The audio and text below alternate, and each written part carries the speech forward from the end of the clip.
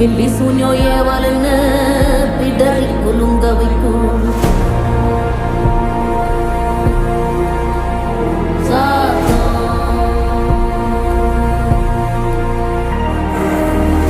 அமாவாசைக்கும் இருட்டு ஆறும் இல்ல நடுநிசி கருப்பு கடுவம் பூன கண்ணும் மின்ன ஓடி வரும் சாம்புராணி வாசனையில் ஜல்லு ஜல்லு ஓசை வரும்